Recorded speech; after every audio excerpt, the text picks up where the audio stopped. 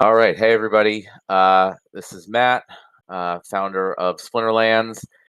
And it looks like it's a little after 7 p.m. Eastern. Sorry, we're a few minutes late on Monday, October 2nd, 2023. I have never done the town square format before, so I apologize in advance if things are a little clunky here. I have been informed that people can jump on and ask voice questions in addition to text chat questions. So hopefully we'll be able to get that working. My plan is to give just a quick update on how things are going. There's not a whole ton new since last week on the town hall, and then I want to leave it open for questions for the rest of the time. I have to stop at right about 8 p.m. Eastern, so about 55 minutes from now. So I'm going to try to get to as many questions as I can in that time, and I'll try to stop back also next week. Um, I think we have a town hall scheduled next week, so I'll plan to be there for that, and hopefully we have even more to go through then. So update is we've been trying to get everything organized and figured out after all the restructuring and things that have happened last week. That's still in progress. But on the product development side, things are still moving forward. I mean, with land, they're still working through lots of bugs and fixes and changes. My expectation is that just based on how much there's still left, uh, we're probably going to look at land being live, more towards the end of the month. And my expectation is that the Rebellion presale will actually go live within the next few weeks, so maybe even before land. Um, as everyone probably saw, we put up the SPS governance proposal to have the DAO hire Sea Monsters Corporation to build and distribute the Rebellion pack sale. So I think that's a really big deal, and a few people noted that in the comments about just how like innovative and new and unusual this is, and that does make it a little scary in some ways. But that to me is literally what we are here for, to try things in different ways. And I don't know of any other situation where a game like this is releasing a product. And sharing half of the revenue with the community through this type of arrangement.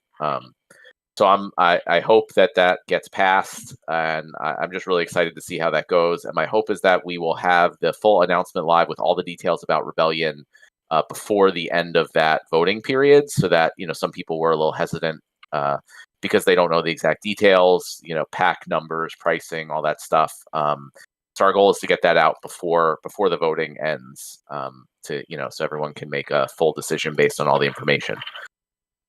That being said, I do have one bit of alpha that I can share on the town square here. The full post is probably going to go out later tonight or tomorrow, but we have the stats ready for the Immolation card, which is the legendary fire airdrop card for Rift Watchers, which should be, we probably have like maybe 5 days left, unless people buy a ton. It could be a little less before that comes out. So let me, I should have been a little more prepared. Give me a sec. I'm going to post that in the town hall chat here. What is it? Immolation stats. There we go. So, fitting the theme, we're doing, high mana cost cards for the Rift Watchers airdrop.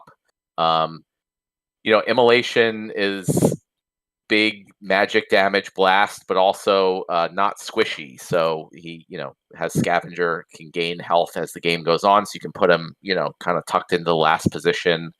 And he can gain health as it goes on. And he has Shield, Inspire to increase melee attack. So there's about 100,000 roughly Rift Watchers packs left that will be eligible for that airdrop. So go spend some DEC if you haven't gotten enough Rift Watchers packs yet. I think they'll be guaranteed Immolation for every 275 packs purchased. So that's the level for that card. And that's everything I have for my quick update here. I want to turn it over to questions. So everyone can start putting your questions in the town hall chat. And I've been told that there's a queue if you want to jump on air and ask a question live. And we'll get to those too. All right. First question from Troy G, Dynamic Crypto. Interested in co-marketing with other communities, up-and-coming games that want to use you for your clout as Splinterlands, while helping you also to onboard gamers to Hive and support the many new Hive games eager to collaborate on campaigns. Yeah, I mean, especially if you're talking specifically about Hive games, I would love to. Let me read the question again. How Splinterlands will help you also onboard gamers to Hive. Yeah, so one of the things I wanted to do, especially with we were planning on doing promo card releases like once every quarter. Now, obviously, that hasn't happened in a bit, but I still definitely next year, when we get things hopefully more under control, want to do more promo card releases. And one of the things we were looking at doing is to do those in collaboration with other communities. So other NFT communities or other games could design a Splinterlands card that could be sold as the promo card, and then maybe it could be something like people who own that other community's NFT like get one free version of that promo card, and it's a way we could try to encourage other communities to come in and try out Splinterlands. So if they own their NFTs, they can come in, pick up a free promo card, but they have to register in Splinterlands and buy a spell book and try the game out.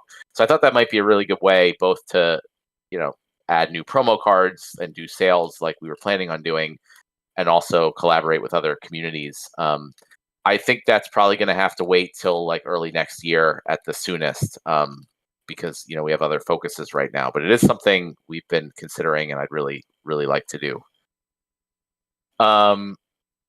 Question from Commander Chaos regarding Soulkeep. As it sits, 24% of Soulkeep's SPS rewards have been given out. With development not being a high priority and the lack of any information, I've been working on the assumption that there are roughly 12 more months before general release, at which point approximately 45% of SPS rewards will have been given out. Are there any plans to bring value to Soulkeep beyond SPS rewards to entice people to invest play? Can you commit to having a detailed roadmap for Soulkeep's general release by the end of the year?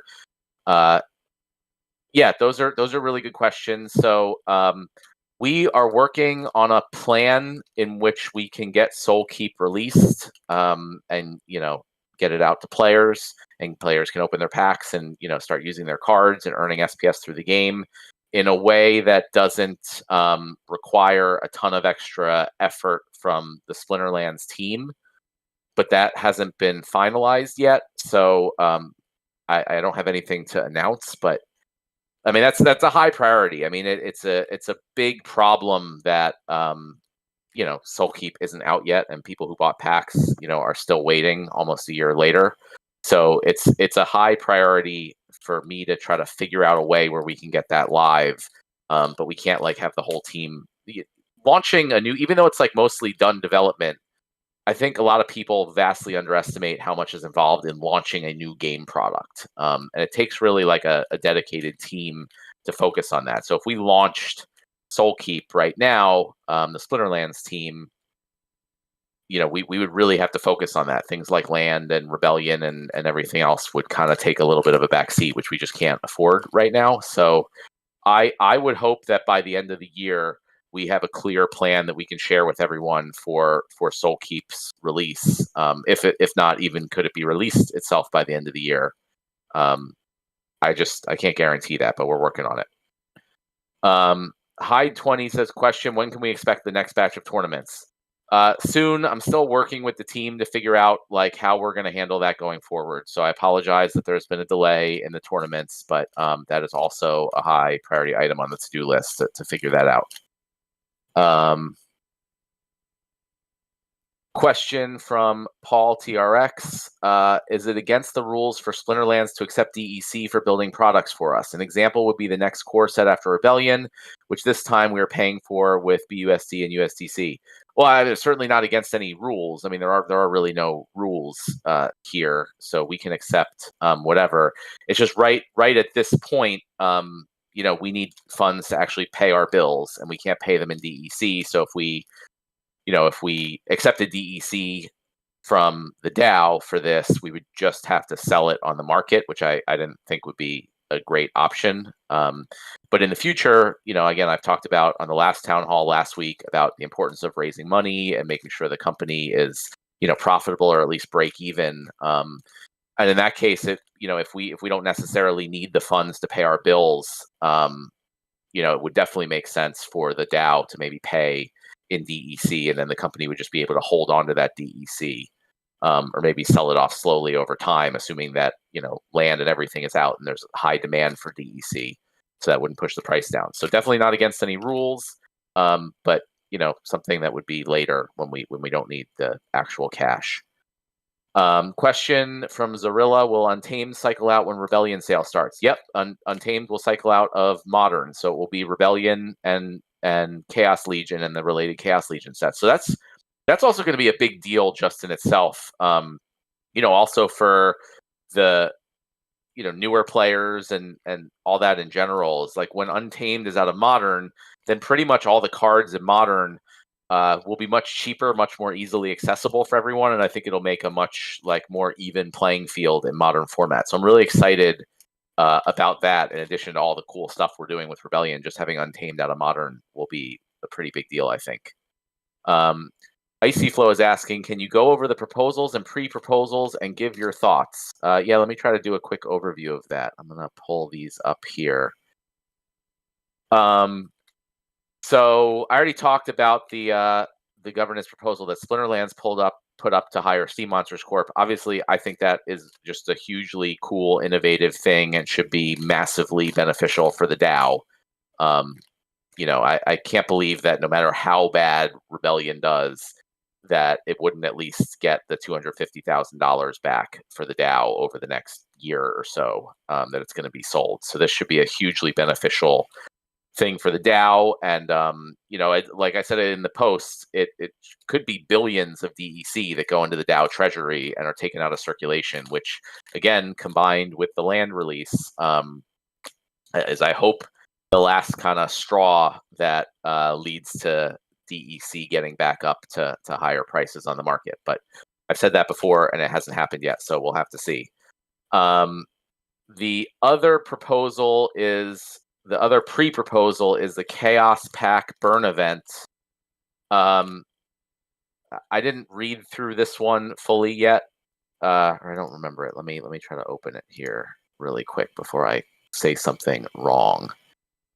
Yeah, it's burning Chaos Packs for titles. That's certainly fine with me. I think titles. I'm not sure that just titles themselves will get that many Chaos Packs burned, and I actually generally like the other concept and the other proposal of a card burning event. So I had actually been thinking about a card burning event for a while, or I guess I had been thinking about after the DEC burning event we did that was very successful, about doing another similar burning event, or having that even just be like a regular thing, like once or twice a year we do a big burning event. And it could continue to be for DEC, or it could be for cards, which is a great idea just considering there's such a glut of Chaos Legion and Chaos Legion reward cards out there that we just need to kind of eat through.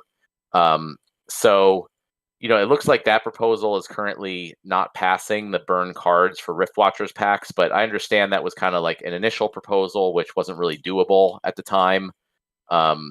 We just didn't have the time or resources to do it in the time frame that was necessary for Rebellion. So I suggested kind of a different thing, but I didn't have full details on that. So my thinking was, assuming that one doesn't pass, that at some point Splinterlands or myself would would propose a similar proposal, where essentially asking the DAO to provide a certain amount of Rift Watcher packs that have been reserved for it through the daily burning, in order to do a card burning event. I would provide all the details. I'd do all the math and figure out, how many cards would need to be burned and how exactly that would work. And we'd have a much more clear proposal for voting on. So I'm generally in favor of that concept of the DAO putting up Rift Watcher packs in addition to other rewards in return for people burning cards. But if, people feel that proposal is a little too unclear, and want to wait for a more clear one, I think that makes sense. Then there's Bulldog's proposal about swapping BUSD and USDT for DEC. I don't think that's a good idea at this time. Like, I get what people are doing, and in the past, I probably thought that would be a great idea, like help push the price of DEC up. But just given the company's financial condition and the market conditions, I actually think it's really of the utmost importance that the DAO hold on to any non-Splinterlands assets. Because realistically, there's tons of things that the DAO could do that are going to cost dollars and not DEC or SPS. And the DAO should hold on to those assets, just to be able to take advantage of any of those opportunities that might come up. My hope is that the DEC and SPS prices will be helped by all the stuff we're doing in the game, and not just because the DAO is temporarily buying a bunch of it. All right, so hopefully that covers all the current proposals. Troy G has another question. Thank you for putting question in huge letters, so there's no way I could miss it. He says, I've been meaning to pitch another collaboration offer that helps both communities immediately, adding Serfdom and Sorcery, a Discord RPG game. It has 2K daily players and over 24 Discords and growing fast. Helps community with fun and is a Hive Wax Koinos game bridging Web3 communities. Could be a beautiful fit with Splinterlands, as well as work in those integrations both ways with an SL promo card next year. And in-game items related to Splinterlands. Yeah, I'd be happy to look into it. I mean, I'm sure there's some work involved to integrate that, so I'd have to see, who could do that or where we could fit it in. But I'd love to learn about it at the very least, and see if there's something we can do. If there's not something we can do in the short term, then maybe a little later on. Question from Guy from Ajax. Any risk that Rebellion will render CL and Riftwatcher decks to second-class citizens? Well, I don't think so. I mean, honestly, I find it really hard to compete in a modern format that has two major set editions, only using one of those set editions. Like, Rebellion is hopefully going to have some great cards, and some cool new stuff, but the whole idea of this game is that all the cards are unique and different and work well in different situations. So if you only have Rebellion cards and you're going up with someone who has both Rebellion and Chaos Legion Riftwatcher cards, I just can't imagine that you'll win very often. You're just gonna, there's so many different rule sets also that limit your cards significantly, where you just kind of need the biggest collection of cards to be able to really field a good team. So, I think we will have failed very badly in set design if that's the case, and it hasn't really been the case in the past. So I'm not too worried about that. Question: is there any ETA on Block Zero? I'm not sure what Block Zero is. So many card snipers are spamming transactions on the market and dumping card prices. I remember the time Den Matsubu was the only sniper and have cared about others. He didn't undercut others permanently and gave cards back on discount if someone misclicked at least. So I don't know the details of that, but feel free to message me. I mean, now that I've been obviously a lot more involved in taking over running things, I've spent a lot more time going through and reading the messages from players and ideas. And there's hundreds of different things going on at any point in time. So if there's something that you have that you want me to look at, just shoot me a message on Discord, and I will try to find some time to get to it and go through it, and give you an answer, since I can't do it right now. Question from Fat Jimmy in two parts. Things I've observed in the past that releasing major things too close to each other has been less than ideally successful. Land is very resource intensive, and many folks are literally saving for that, understandably so. It's been hyped for years. Do you have any concerns about releasing two major products within weeks or less of each other? How badly does the company need income from Rebellion for immediate survival? Would waiting to release Rebellion a month or so after Land be completely out of the question financially? Yeah, I mean, Rebellion and having some income coming into the company is really important. It's not only just for like immediate survival, but it's also for, raising money is going to be a really important part of what I'm working on over the next couple months. And, showing that we can release a product and have income from it for the company And also I'm excited to see how the revenue split goes and how that helps having so much DEC kind of go into the DAO and all that. So I would be really hesitant about pushing Rebellion back too much. I don't think it's ideal that they're kind of both possibly coming out so close to each other. If I had to pick between the two, though, I would wait on Land. There's definitely a lot of stuff that like was in the Land 1.5 white paper that's not planned to be in the initial release because it's not done yet. So if there was concerns about two major releases close together, I would just wait a bit on Land and try to get more of the features in, like things like the market for grain, which in my opinion are going to be very important. But also, these products are kind of very different. So my hope is that there's separate teams within the company that are working on each of them, so I'm not too worried about that generally. But my hope is that it won't be such a big deal since they're like, it's not like we're releasing, two different sets of new cards or something with each other. But if I had to pick between the two, I would delay Land 1.5 and get that more finished and get Rebellion out. I think you guys also, when you kind of see some of the cool new stuff that Rebellion's going to add to the game, hopefully you'll also agree with that, because I'm as excited as I am about Land. I'm not super excited for 1.5 in that it's kind of like a watered down version of it, and like phase 2.0 and the later phases is where Land is like really going to shine. But Rebellion has some really cool, exciting, game changing stuff right now. So I'm like more excited about that in the short term. I'm more excited about Land in the long term.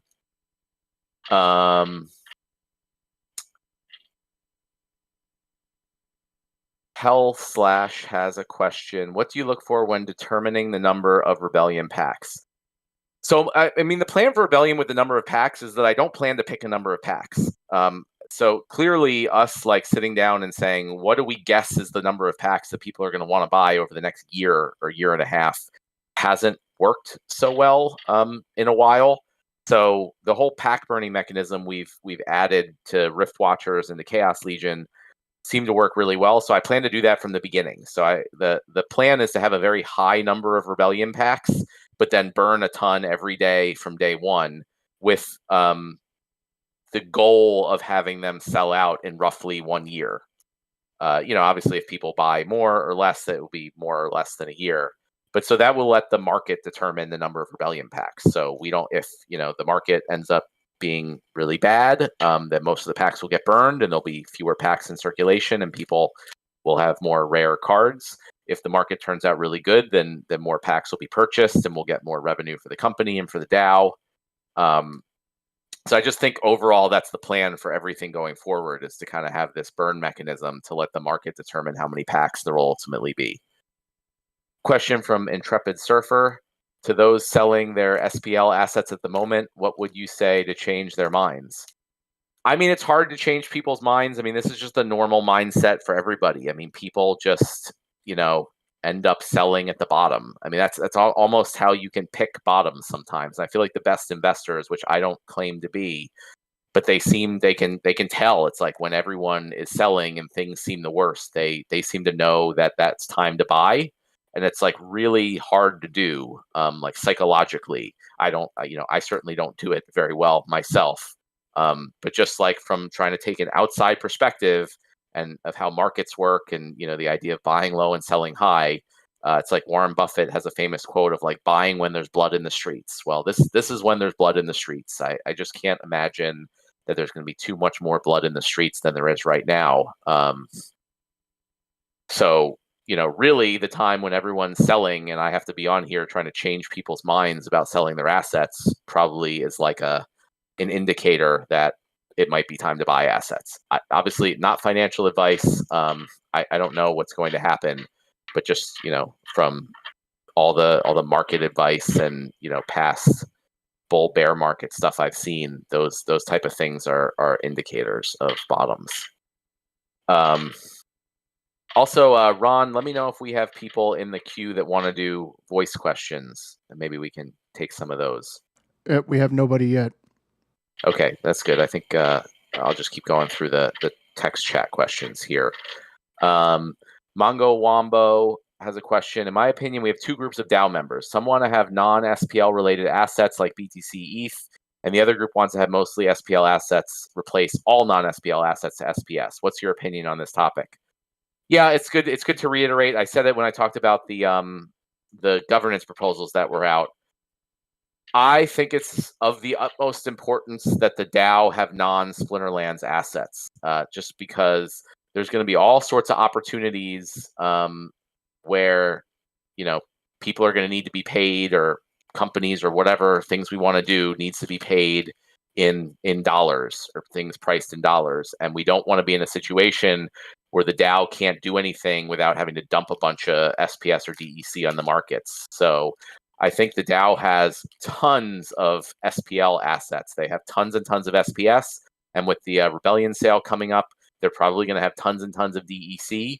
So I think it'd be a really good idea for the DAO to hold on to and try to get non-Splinterlands assets whenever it can,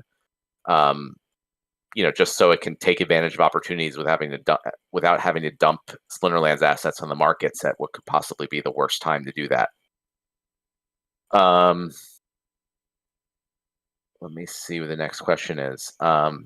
Biz has a question. What's the status of the DAO allowed for SPS to be spent for exchange listing?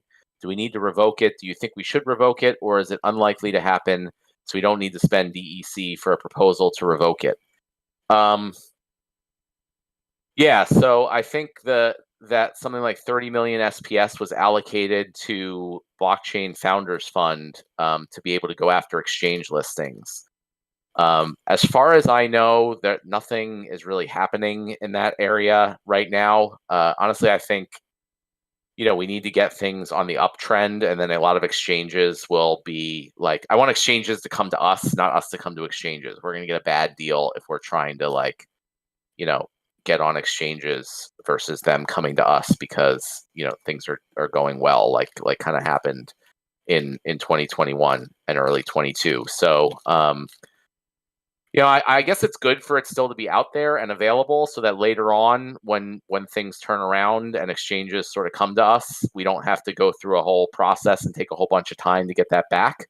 I think it's good that it's still available. I trust Blockchain Founders Fund 100% to do the best thing for the company. They're large investors in the company and the token and the assets, so they definitely have the community's best interests in mind, in my opinion. So I think it's good to leave it there, despite that I don't think anything's going to be happening anytime in the near future. Although I'm still working on, in the past, we've gotten some money back from exchanges that we had given to in the past, or that had generated profits or different things like that. And there's a few of those still outstanding that we've been working on recovering. So there may be some additional stablecoin and SPS funds coming back to the DAO from a few of those. But I'm not 100% sure on that yet. Question from VK: Can the team prioritize Rebellion? Can the team promise Rebellion pack costs will not be wrecked at a later date, and pre-sale costs of Rebellion will be the lowest ever by the company? People don't buy knowing they'll get them cheap later on. Yeah, so that's a really good question, and I feel like that's overall one of the main things that we did wrong last year and with Chaos Legion. So at a high level, if I'm going to talk about kind of my plan for turning things around with this company and fixing kind of the problems that happened over the last year or year and a half, it comes down to things like that. So I feel like early on in the first few years of the company, we had Alpha, Beta, Untamed, and I feel like we underpromised and overdelivered on those, right? So people generally felt like after those sets were sold out, that the products we built around them had a lot of value, which gave those cards a lot of value. So people generally felt like, I should have bought more, while they were on sale, or I should have bought more during the pre-sale. And that built a lot of confidence up in our community.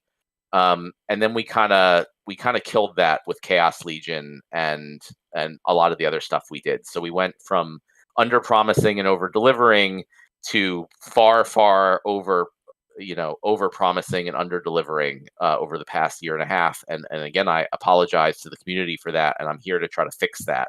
And one of the ways we did that was not only selling a whole bunch of new products like Soul Keep and things that we haven't delivered on yet, but we also did all these huge bulk Chaos Legion pack sales, which just gave people all these packs at really low prices. So yes, I do promise that I never plan to sell Rebellion packs for cheaper ever at all. If anything, the price will only go up, at least the sale price. I mean, I can't guarantee market price. People can sell it whatever price they want.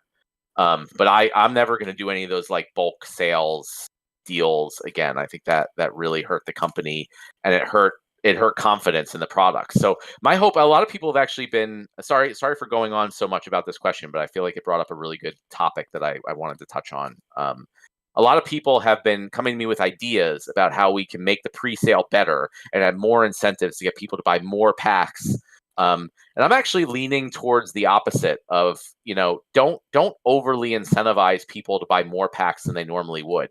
Ideally, we want people to buy, the packs because they want the cards to battle in battles and tournaments and guild brawls and all that stuff. I don't want to overly incentivize people to buy more cards than they actually need just to get these other rewards, because that leads to people then just dumping the cards or dumping the packs for cheaper because they didn't really want them for the packs or the cards themselves. They just wanted them for these other incentives.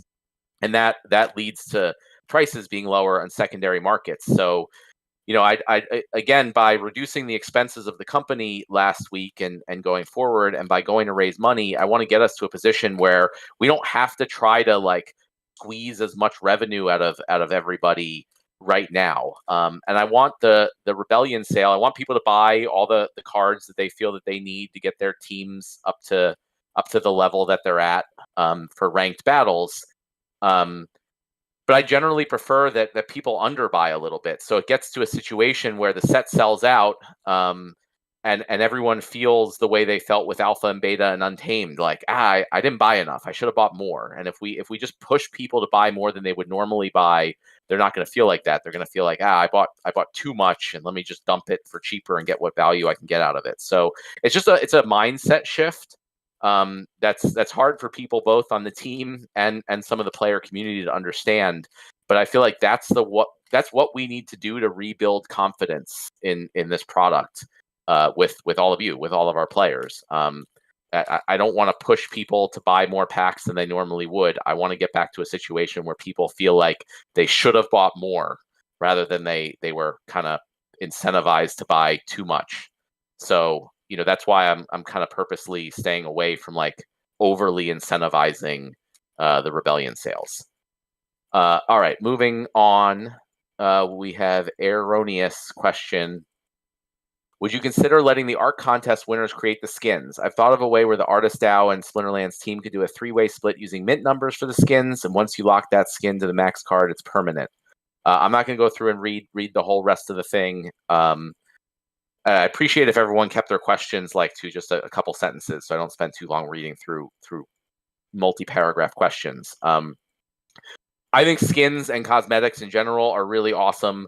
I think it would be great to let our awesome community of artists help design and create those skins and cosmetics. We just don't, it's one of those things that's not a priority right now. The skin system that was created when we had skins for the beta cards was like built a really long time ago. It's poorly done. That's my fault. I did it. We have much better developers now. So before we add new skins and cosmetics, we need to like build a better new system into the game that works with our new non-card market and all the other things we have now. And we don't have the time and resources to build that yet. It hasn't been a priority. It's been on the to-do list for forever. I really hope we get to it because I think that's going to be awesome. But we just have other things we need to have our team work on right now. Question, will vouchers play a part in Rebellion sale, and will the price be in DEC? Thanks. Yes, the price, it'll be the price in packs will be like an equal amount in DEC. So if it's $4 a pack, it'll be $4 or 4,000 DEC. So, DEC is trading at a significant discount to that. So I expect most of the Rebellion purchases to be using DEC. And again, that's part of why I hope that will help push up the price of DEC, because anyone who wants to buy Rebellion packs, if they don't already have enough DEC, it wouldn't make sense for them to buy credits. It makes sense for them to buy DEC on the market. And vouchers will absolutely 100% play a part in the Rebellion sale, and I plan for them to play a much bigger part than in previous sales like Rift Watchers and Chaos Legions. So it's definitely going to be more than one voucher that's going to be required per pack in the pre-sale, and more than one voucher, for bonus packs and things like that. And there's also going to be a discount on the price for vouchers. I mean, that's one of the main things we said that vouchers are going to be used for, is getting discounts on things. So there'll be a base price for Rebellion packs, and then you'll get a voucher discount. So my goal is that, so a lot of people are asking for us to reduce the amount of vouchers that are given out, or saying too many vouchers are given out. And so that's one way we can go, is reduce the amount of vouchers given out. The other way we can go is just charge more vouchers for everything. And they have the same results. So this is going to be one of the first places where, you're going to need a lot more vouchers for things, but it'll still provide a significant discount over paying full price. So my hope is that this will also significantly help vouchers in addition to DEC. Question from Dr. Nasty. How much longer can Splinterlands run with the current cash on hand? I'm not 100% sure, because we're still seeing how low we can get our expenses. But I have done a bunch of different estimates that include very conservative cash income from the Rebellion sale, like 50% of the Rebellion sale, assuming the other 50% goes to DAO. And so assuming that we have relatively low conservative revenue coming in from Rebellion, we would be roughly break even as a company. So that was my goal, is to get us break even where it's not an issue of runway. If we literally have zero revenue coming in from Rebellion, which is hard to believe, my guess is we would only have about 5 or 6 months of just paying all of our expenses from our cash on hand. But we have some things coming in, like hopefully the 250,000 from the DAO, which should buy us roughly another month if that proposal is approved. I've been working on putting together a proposal to the Hive Development Fund to see if we can get some funds for Splinterlands from that. And I'm also working on raising capital, again, just to make sure we have something like a 2-year runway with cash on hand. But, obviously, if we really have zero or extremely low revenue from Rebellion sales, then we're going to have to really, and we're not able to raise money by the end of the year, we're going to have to really figure out, what we're going to do at that point. But I find it highly unlikely that Rebellion sales will be that low, and also that we won't be able to raise money. I feel like at some level, at some valuation, it'll definitely be worth it for some investors to come in seriously. And I think there's a good chance we can get a good amount of money from the Hive Development Fund that'll really help too. So I'm sorry I can't give an exact answer. I mean, part of what I'm doing is, now as CEO, is figuring out our real cash situation, our expense situation, our liabilities that we owe, and putting that all together so we can get really accurate numbers on this. All right, I saw, Ron, that you mentioned about the become a speaker button. So just feel free to chime in if anyone jumps in the queue there. Otherwise, I'll keep going with. We do have one person in queue and possibly a second here soon. All right, well, let's jump to the first person in queue. All right, so we've got Troy G up first, and then we have Rogue Patent after that. Hey, Troy. I've invited him to speak. He has to accept the request, and he'll be in. All right, Troy, just unmute your mic, and you will be ready to go.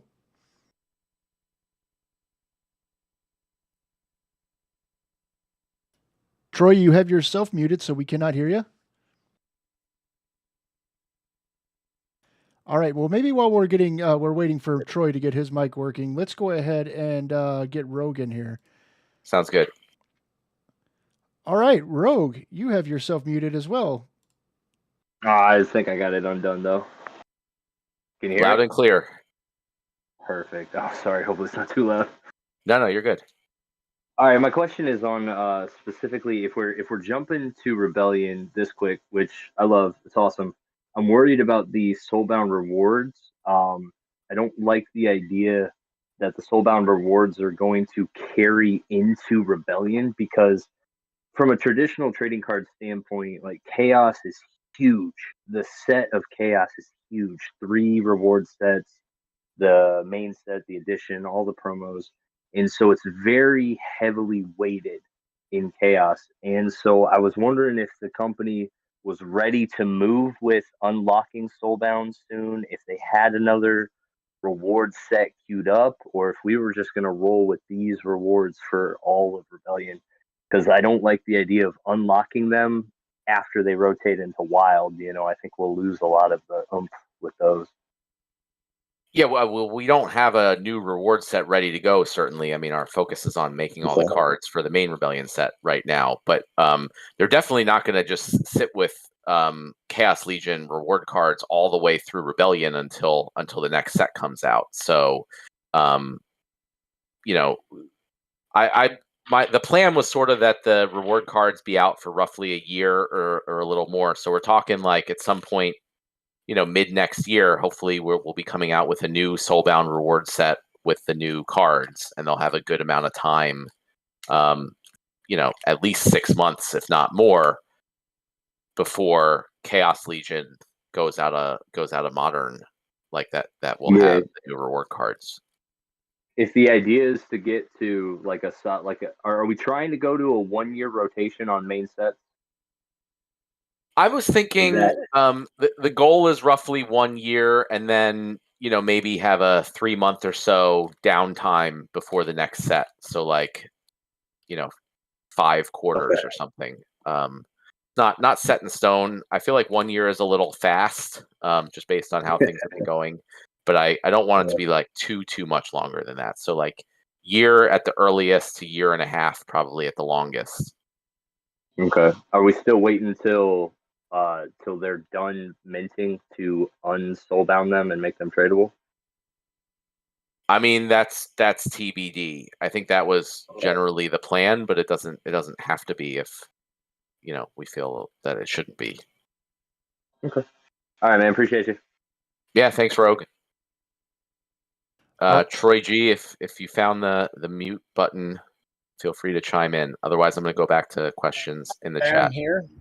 Hey, how's it going?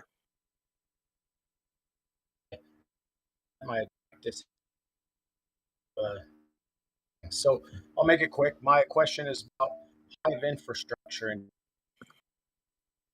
would you consider launching a proposal for Hive has decentralized video with 3 innovating. So hey Troy, you're cutting out a lot, so I'm only hearing every few words. I think you have your volume gate set up too high there, Troy. I think that's a problem. But just go ahead and ask it in text, and we'll just continue on that. Better? You try again. Are you hearing me better now? Yes.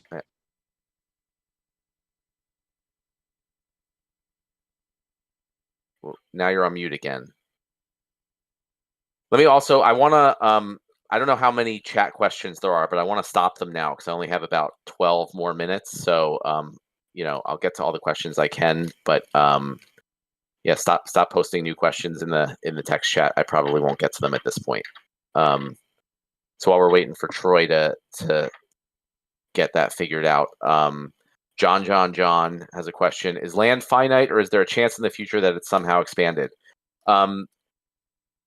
We left it the chance open that it could be expanded in the future, but there's currently no plans at all at any point to do that. So I don't. It's really hard to predict what's going to happen, and it's important, I think, for the whole community and the whole ecosystem to leave options like that open. But that would be the type of thing where if there was some clear need and benefit to the community and the ecosystem at large to have more land, we'd probably do a governance vote to see if that's something that everybody wants to do. and then we would do it. But the goal is for land to be a very, very limited and hard to get resource. Very different than cards in general, which obviously there's going to be new sets and new additions, you know, on a regular basis. So it's definitely possible that there will be more land in the future, but that would be a situation where the whole community hopefully agrees that that's the right move for everybody. Question: when new tournaments? Yeah, that's a high priority. We're working on, getting a new system for the new tournaments created. Sorry for the delay there. Sinister is asking, what's the planned cadence of future card sets? You mentioned Rebellion having projected 1 year time frame. Will mini sets like Dice and Riftwatcher still be a thing? If so, understanding the time frames of main sets versus mini sets versus no sets in the marketplace would be good to understand. Yeah, we just talked about that a little, but the idea is that the main sets will be selling for roughly a year. We'll have something like 3 to 6 months in between before the next major set is released. We definitely still plan to do mini sets like Dice and Riftwatchers sometime in the middle of the main set. And that's the kind of idea, but we'll, generally play it by ear and see how the market goes.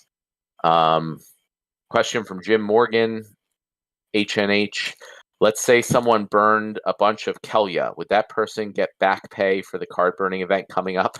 Asking for a friend. Maybe Kelia in particular. No, I don't know. If there's going to be a card burning event, then only cards burned during the event are gonna qualify. But again, that's not something that's going to be happening in the very near future. It'll be a few months out. So I apologize to anyone who has burned cards in the past. They won't qualify for future events. I mean, because then people say, "Oh, I burned a card a month ago," or "I burned cards, 10 months ago," and where would the cutoff be? So it has to be at some point. Troy G. Okay. Question on DHF proposal for Hive gaming infrastructure. 2-part question. That's fine. In time, would you consider launching DHF proposals for Hive infrastructure? Servers are a huge problem, and a Splinterlands team could spearhead an initiative to launch something similar to a cache network. They failed. I don't know about a cache. Where hard drives are what is mining for the most part and involves more machine, yet adds something Hive is missing. So I'm not sure how that really benefits Splinterlands. I mean, we don't really have an issue with Hive servers. We were able to run our own Hive nodes to operate the game and do everything. You hear me this time? Oh, yeah. Hey, Troy. So I got a headset on. I can explain it better, I guess. It's more like you guys are renting to host your game. Cloud servers, but decentralized, where it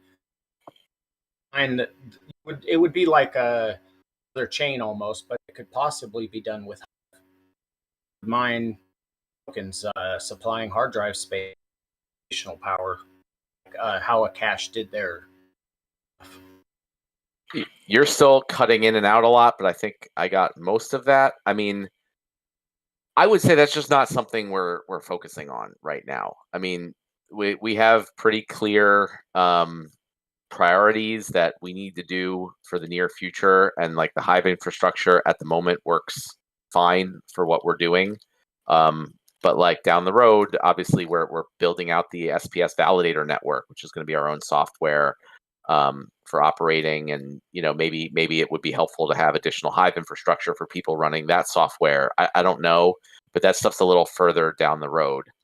And would I consider spearheading a DHF campaign to build Unreal and Unity SDKs for Hive so games can build natively on chain, bring developers to our zero fee chain?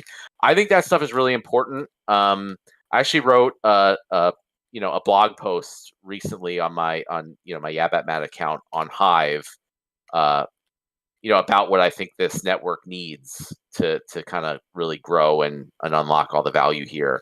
And that type of stuff, like the tooling and services for people to be able to easily build here, is super, super important. And that's a lot of what also the like Invenium side of our business is working on. So everything we're building for the Genesis League Goals game is kind of built as like a platform that would just like provide all the pieces for games and other projects to be able to easily build on Hive. And I think they've actually been working on Unity SDKs as part of that. So that's probably more of a question for Agrode, since he's going to be focusing on that side of the business. I'm really just focused right now on how we can build Splinterlands, and grow Splinterlands back to where it was,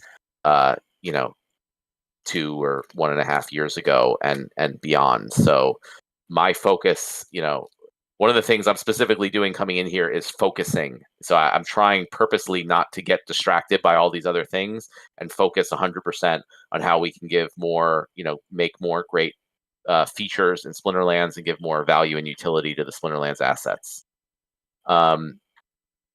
Icy Flow has a question. What do you think about adding a halving schedule to SPS to reduce inflation, increase value, and extend rewards?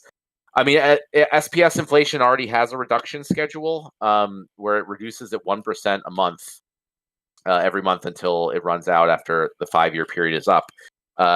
Investigator has been doing some auditing of that, and there are definitely some areas that do not have that 1% reduction built in. So we're working on fixing that. So once that's fixed, it will help reduce the SPS inflation on schedule. Now, not all the SPS, rewards, were given out right away when the SPS token launched. So the inflation schedule was a bit under, and the fact that we've been giving out more, it's still kind of under the full level where it would be at if like all of the pools were live right away. But one of the things I'm looking at is like in land phase 2, putting up a DAO proposal to stop giving out SPS rewards for land, because in phase 2 there's going to be so much other stuff that players are going to do on land. I actually think very few people are going to even be interested in building the buildings or things that are needed to get SPS rewards, because there's going to be so much other more valuable stuff that people are going to want to do on land. So that might be a good opportunity to just get rid of one of the reward pools. But I do think it's a good idea to focus on lowering the inflation in different ways, like potentially taking it out of land or other things, to just kind of help stabilize and hopefully increase the value. So if we both reduce inflation while we're adding demand through new products, I think that can really help kind of kickstart what we're trying to do. Let me see. Question from Mega Bloop. What are the new game mechanics that are coming with Rebellion set? Sorry if this has been answered. I just got here. No, it has not been answered. That is going to be a part of the big announcement that's coming for Rebellion. I'm not going to spoil that now. Sorry, everybody. But the announcement should be out within the next couple weeks. We're just, working on finalizing those mechanics, making sure they really work. We don't want to announce it and then find out we can't actually release it. But I will say that it's like a pretty new and exciting thing in the game. It's beyond just things like multicolor summoners, which is something we plan to do with Rebellion. I think we talked about that earlier. It's not that. It's something even cooler than that. So we're gonna have that and another new mechanic. So I think Rebellion is going to be pretty exciting and a lot more than just a bunch of new cards with a few new abilities. All right, rapid fire. We got 3 minutes. 3 minutes. Okay, I'm gonna do it. If I go a couple minutes over, that's fine. Question from Fat Jimmy: would you be comfortable telling us what price point you may be thinking for Rebellion packs? Yeah, I plan to keep it at around the same price as Chaos Legion. So I'm thinking maybe it would be $5 a pack, but you can bring it down to $4 with a few vouchers or something like that. So effectively, for everyone here who's been, staking SPS and getting their vouchers, it'd be essentially $4 packs, and it would give more value to vouchers for the people who have been selling their vouchers or not staking SPS. So I really don't want to push the pack price up, but I also don't want to push it down very much. And I think that'll work out really well. Like it seems to be okay for Rift Watchers packs, because like we haven't done those big bulk sales. So I think it'll actually be really helpful for Rebellion to have a higher pack price, because we're not going to do the same stuff that we did with Chaos Legion. Sorry, that was not the quickest rapid fire answer here. Question from 1258: would the team ever entertain holding future revenue in USD or USDT instead of holding BTC or ETH? Yeah, I mean, generally the Splinterlands company is probably going to be holding most of what we get in stables or USD, just so we're not at the mercy of markets. And the DAO can vote to do, whatever whatever the DAO wants to do with its funds and whatever it wants to hold it in. But as from the company perspective, I do want to have like multiple years of runway in dollars or stable coins, so we don't have any market volatility risk. Question from Mark Hoare: if the Rebellion airdrop cards points count only for when a pack is opened, this would be good for the cards and packs. In previous pack sale, people used to buy a lot of packs for the airdrop points, get as many airdrop cards, but they have no intention to open the pack and sell it cheap. Yes, great question. I will announce that we are planning to have a new system for the Rebellion airdrop cards that's different than what we've done for Chaos Legion or Rift Watchers or in the past. So the system is going to require you to actually hold on to your packs or hold on to the cards from the packs in order to get the airdrops. So it'll be relatively similar in that, obviously the more packs you buy, the more you get. But and it will also be open to, like, if you buy packs on secondary market, or if you buy cards in the secondary market, you'll be able to earn Rebellion airdrop cards for those if you hold those cards. So that was a problem we definitely wanted to address. We don't want people to just buy a whole bunch of packs, dump them on the market, and get all the airdrops. You will no longer be able to do that in Rebellion, and that all the details of that will be part of the announcement coming up. So great question. Question from VK: as for raising funds through investors, is there a legal way to ask the community members to be investors in the company, as no one knows the actual worth of SPL better than this community? Yeah, there are legal ways. There's services like Republic that sort of do a crowdfunding type thing, and they've worked out all the legal details on that. I mean, that's kind of a process that we need to go through. But so if it like really doesn't work out with any like venture capital investors, we can look at something like that. The problem is when you do that, it's just like such a ton of paperwork. When you have like lots and lots of investors, like every investor that comes in is a lot of paperwork and a lot of legal work that we need to do. So it costs the company a good bit to do that. So ideally, we're just looking for some larger investors to come in for a big chunk. But if that doesn't work out, we'll look at alternative options. But you guys, what the cool thing is, you can effectively invest by buying assets and buying SPS, right? So that's something that was never available in previous games before blockchain. So that's really the way I would say that if the community wants to invest in this game, buy SPS tokens and stake them. That's the best way you can do it. For all I know, those may have higher returns if things go well than company stock does. I don't know.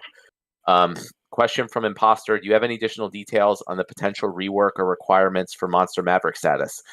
No, I just know that's something that should probably be reworked, but I haven't actually spent any mental energy on it. I'm open to ideas from the community or team members. Question from Sentinel Ryan: what is the timetable for Gladius? If you're asking about new Gladius cards, I don't know. That's not something I've even thought about yet.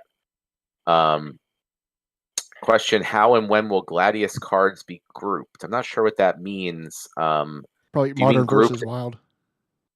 Oh yeah, I mean Gladius cards are definitely going to be in. I mean they're kind of separate, but they're going to be in Modern until we have a new set of Gladius cards, Gladiator cards. So and I don't know when that'll be. All right, I hit it 2 minutes extra till we got to no more questions, but we started a few minutes late, so it was about an hour. Thank you everyone for being on. One thing I do want to say, like, this has been kind of a crazy week to say the least. I know it's not the greatest situation. I was, not so thrilled about having to come in and take over CEO responsibilities here, just because I'm, I like to focus on building a product and not all the, the crap that comes with running a company. But all the support I've gotten from you guys, from the player community, the amount of messages that I got encouraging me from you guys just really made this all worth it. And like, that's why I'm here. That's why I'm doing this. Like, I want to get this game back to its former glory and way beyond. And I want to do it for all of you and everyone who's supported me and everyone supported this team. So I really appreciate that. And like, I'm going to be here with the rest of our team, working like crazy and doing everything we can to turn this ship around. And hopefully we'll look back on this time and laugh at the people who sold their assets at these prices. So thank you everyone, and I will talk to you next week.